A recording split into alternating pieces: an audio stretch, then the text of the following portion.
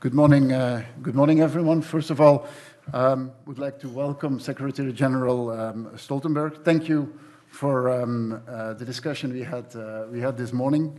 It's the first discussion we've had since I took office. As you know, Belgium is a very active member of NATO, and obviously also the host country for the alliance. So, from our perspective, very important that we keep close contact. Maybe on the discussion, the conversation we had this morning, in my view, three priorities. First of all, is strengthening and adapting NATO on today's security threats. We, as everyone knows, are confronted to multiple threats in the world. Some of them are from state actors. Some of them are from non-state actors, old but also often new enemies. Just to name a few, obviously violent extremism and international terrorism, with, for instance, still the brutalities of Daesh. In addition to that, the almost continuous and very complex threat of cyber attacks on critical infrastructure that could have an impact on our day-to-day and our economic lives. And then maybe an element which is not often talked about is the impact of climate change on our security situation, and which often is making the world less safe. We also see the return of old geopolitical tensions at a moment where new powers are also emerging. If one thing is clear today, is that in a complex world, in a world where powers are shifting, the need for an alliance which is future-proof, which is agile, and which is flexible, is more important than ever. And so the revision of the strategic concept is a perfect opportunity to update the thinking within NATO, the thinking amongst the strategic partners on the outlook of the world today. I think over the last 10 years, the world has changed a lot. The security situation of the world has changed dramatically, and so adapting that strategic vision is an important one. Secondly, what I would like to touch on is the necessity to build bridges between NATO and the European Union. Both organizations have amongst their ambitions to keep Europe safe, and so for me it is a no-brainer that to achieve that, there needs to be a strong cooperation between NATO and the European Union in a complementary way. NATO will remain the cornerstone of collective security in Europe, but more cooperation between NATO and the European Union could definitely help us in being more effective in that. That means that the European Union also needs to do its homework. Also needs to pull its part of the weight. This means stepping up defense integration and bringing European defense to the next level, something which is to the benefit of the European Union, but also to the benefit of NATO. And I'm looking forward to continue this discussion with EU leaders at the end of the month. There is obviously also a start of a new US administration. Gives us the opportunity to re-energize the transatlantic partnership between Europe and the United States, and we are looking forward to closely working with President Biden and its team within NATO.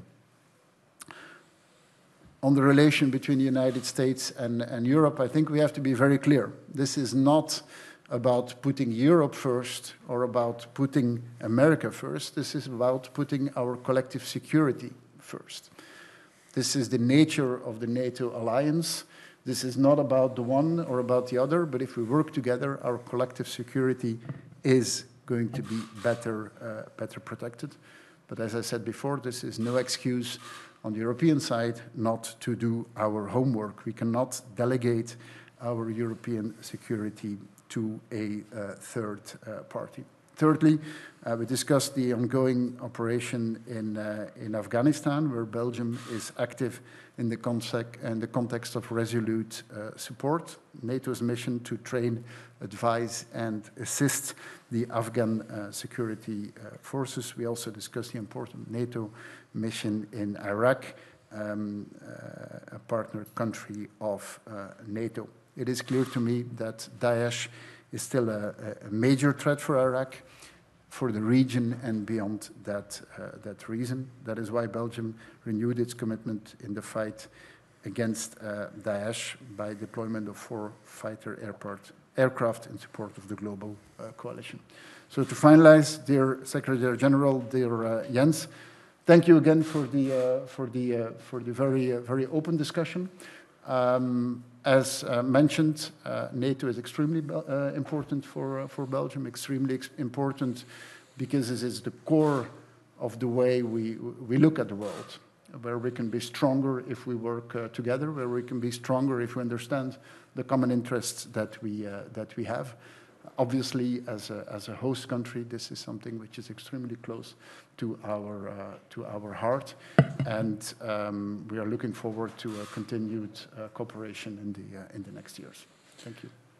Thank you so much, Prime Minister De Croo, and dear Alexander. Thank you for the warm welcome, and also thank you for your personal commitment to NATO, to our transatlantic bond. And as you know, NATO has been here in Brussels for 50 years, so Belgium has been the host nation for NATO for 50 years. And let me also thank you for being such a great host nation for NATO and for our staffs. I would also like to thank Belgium for your contributions to our shared security, to our collective defense. You are part of our military presence in the Baltic, in Lithuania. You help to keep the skies safe by participating in air policing in the Baltic region. And you are part of the NATO mission in Afghanistan. This is an important mission, fighting international terrorism and helping the Afghans to fight terrorism themselves, to train, assist, and advise them.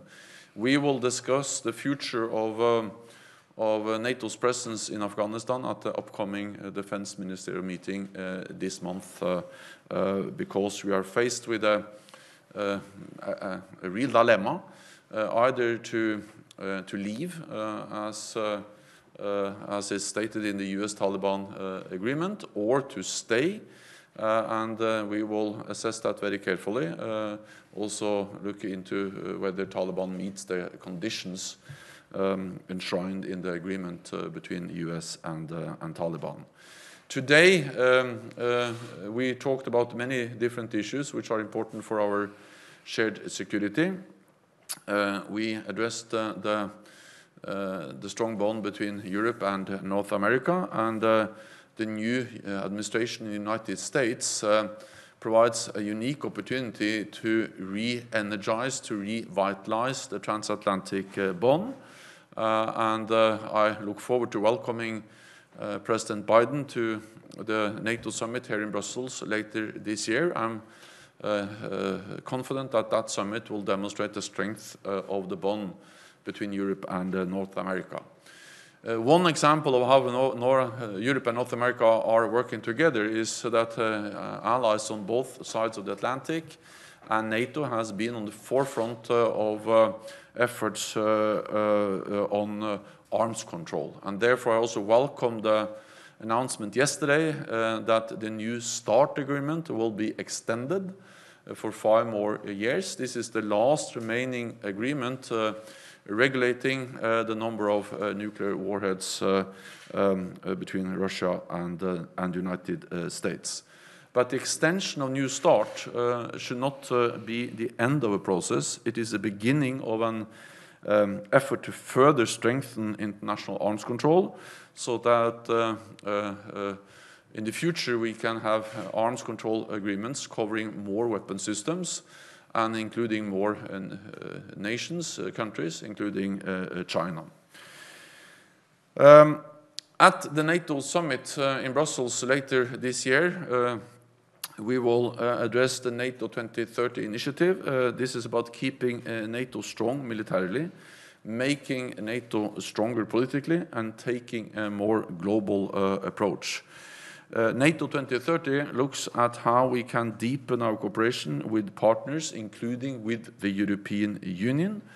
I am proud that we have been able over the last years to lift the NATO-EU cooperation to unprecedented levels. And when EU and NATO stand together, when we work together, we are a powerful force for stability and security. And I count on Belgium's leadership in strengthening our strategic partnership with the European Union. I would also like to say that we are grateful for the support we have received from the Belgian government during the pandemic, the COVID-19 pandemic. Belgium and NATO have gone through the coronavirus pandemic together. My heart goes to all those who have lost a loved one due to COVID-19. And I want to pay tribute to all the Belgian frontline staff for their tireless work to ease suffering and save lives. And I want to pay tribute to the Belgian armed forces for their crucial support during the crisis. This includes providing medical equipment, transport, COVID testing, and help with vaccination. Right across the alliance, armed forces have been essential to the civilian response to COVID-19. This proves once again the importance of investing in defense to keep our militaries strong. So, dear Alexander, thank you for our discussion today. I look forward to continuing working with you, and once again, thank you for Belgium's strong commitment to our transatlantic alliance. Thank you.